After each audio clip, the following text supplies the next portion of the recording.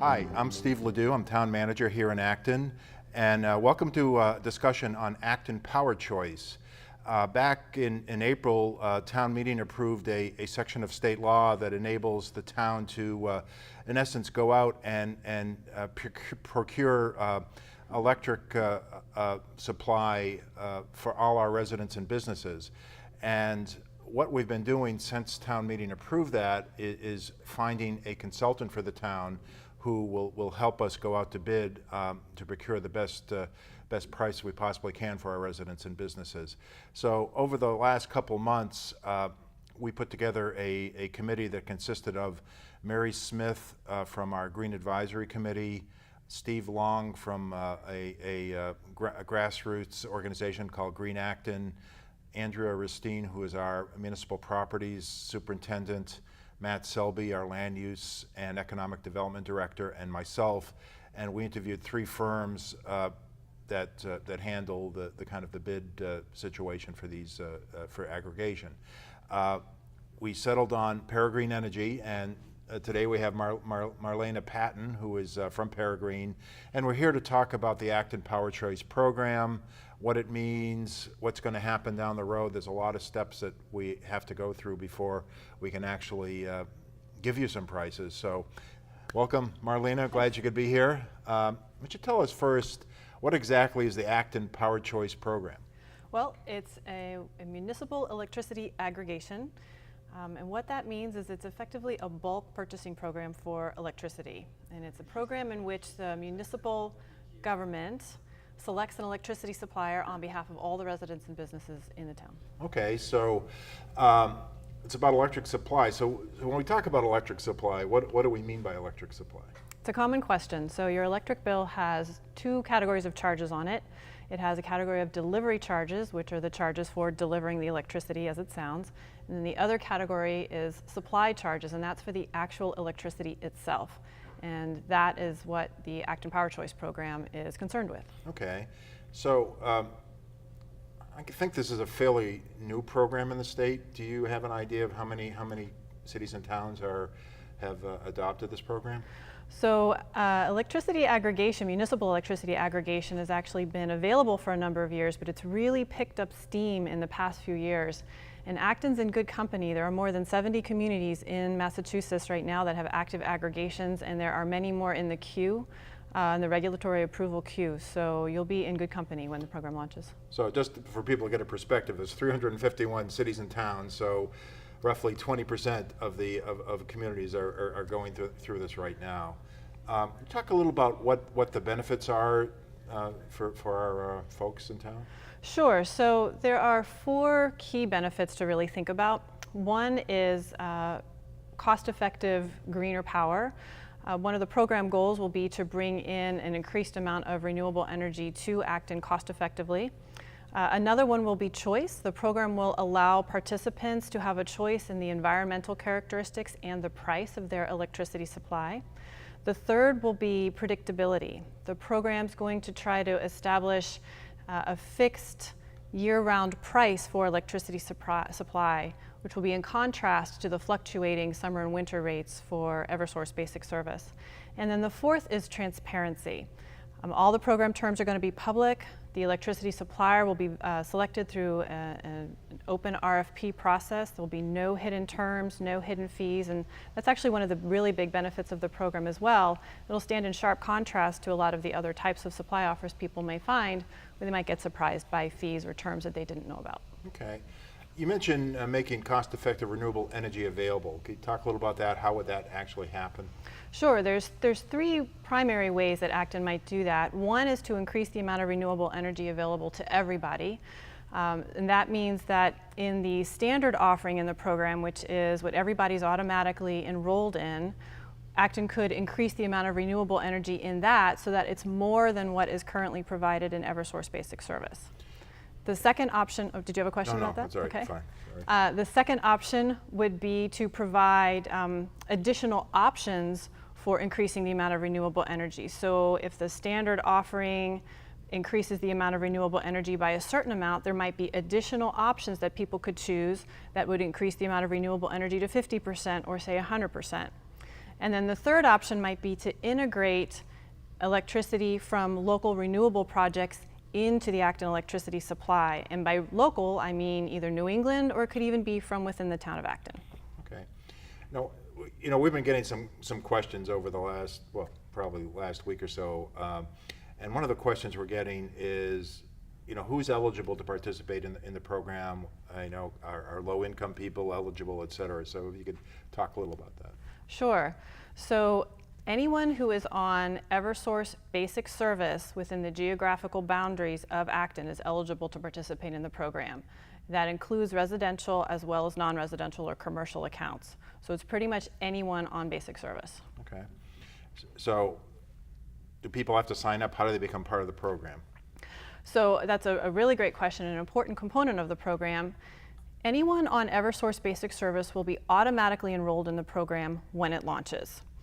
The exception to that will be anyone who has already established a contract with an electricity supplier on their own. Now, those folks are not on basic service. They already have this contract, but it's a common question we get. So if you already have a contract with an electricity supplier that you've selected, you won't be automatically enrolled.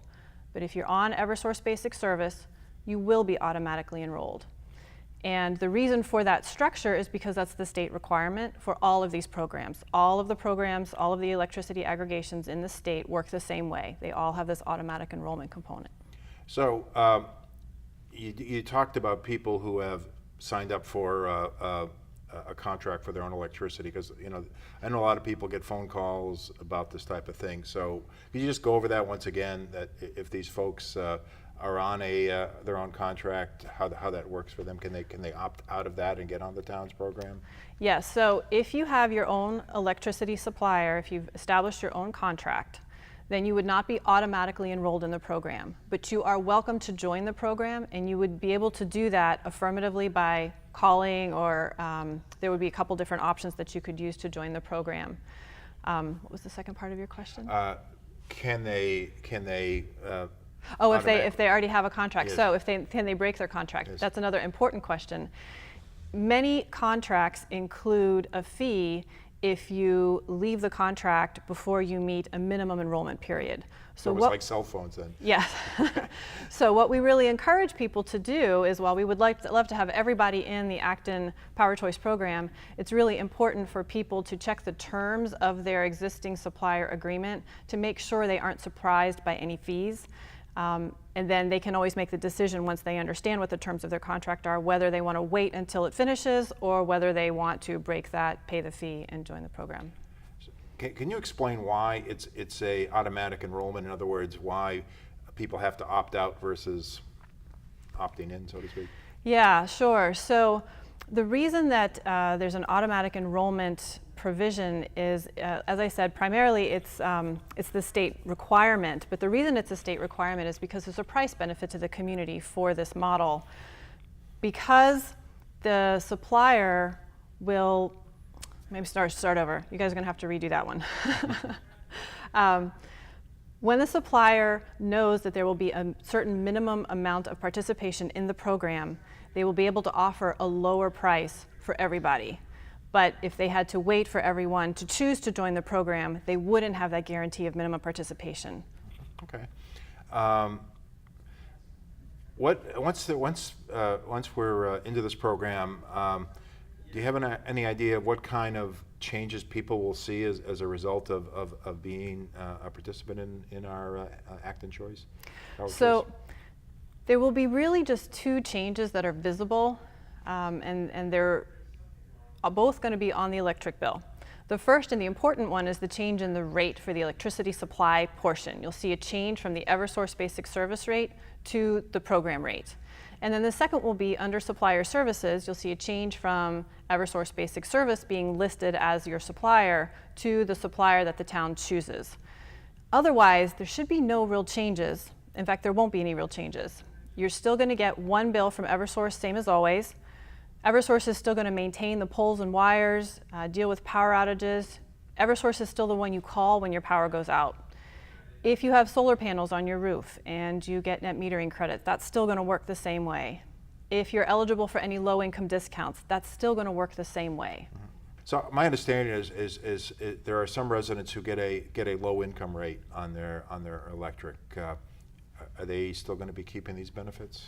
Yes, so low income discounts are not affected by this program at all. Those are statewide policies, and they are placed on your bill by the electric utility, by Eversource. They are not at all impacted by the aggregation, by Acton Power Choice. So they will still be in place and they'll still work the same way.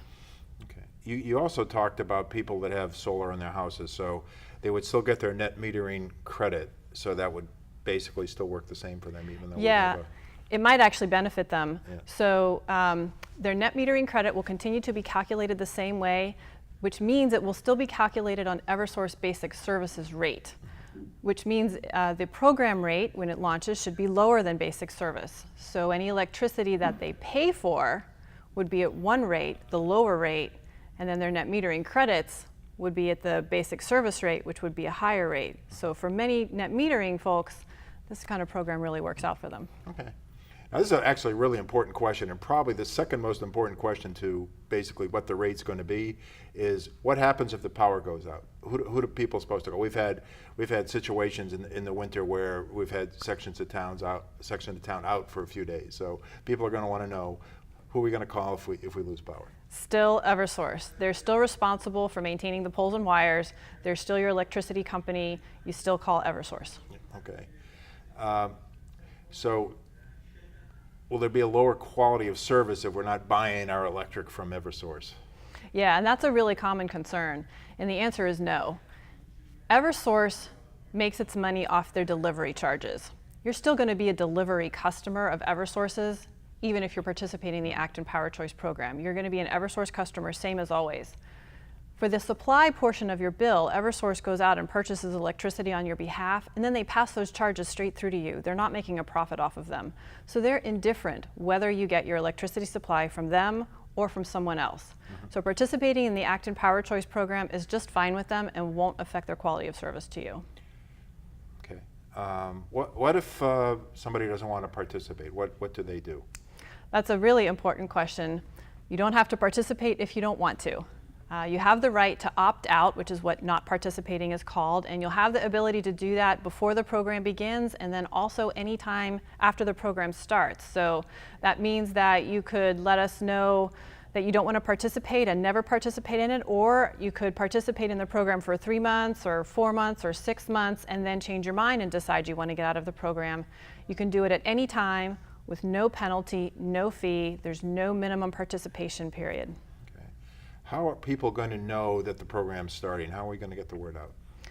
So approximately 1 month before the program launches, which we hope will be in the first couple months of 2017, we're going to have an information campaign.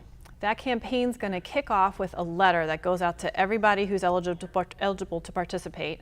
The letter is going to have the Acton town seal on it, so keep an eye out for it. And it's going to introduce the program. It'll tell you the electricity supply rate. It'll let you compare that rate with basic service. It'll tell you any options in the program. It'll also tell you how to opt out of the program if you want to do that. After you get that letter, there's going to be a number of informational options. There'll be some community events, outreach sessions. There'll also be information online. We'll probably do another interview like this, and there'll be some literature. So that 30 days right before the program launches, when we really have all of the details to give you about what's happening, is when you'll hear about it. And that's the time you can also begin to opt out if you don't want to participate. Okay, so how are people going to learn more about the program? So we're going to do mailings, we're going to probably do another one of these shows, and I know we talked about going to the senior center, going around town, maybe Chinese language school, whatever. So it's a game plan, I guess. Yes, we're going to connect with a number of different target populations in the community, make sure everybody hears what they need to hear. And there's even information available now. So if you go to actonma.gov/powerchoice, there's some information online that just tells you a lot of what I just said, explains kind of roughly how the program's going to work. And once the electricity supply contract is signed, which should be hopefully later this year, we have the details that will all be available at that URL as well. Okay. I think the viewers need to also understand that we have to go through a somewhat bureaucratic process. So right now, we're in what is called a comment period. If you go on our website, you can see a draft aggregation plan that we have to submit to both the Department of Public Utilities and the Department of Energy Resources. They have to approve the plan before we can go out to bid and secure these rates that Marlene has been talking about. So if you're interested, go on our website at acton-ma.gov and look for Acton Power Choice. You can read the plan. If you have any comments, you can email me, manager at acton-ma.gov, and we will take your comments into consideration before we finalize the plan that will be submitted to those two state agencies.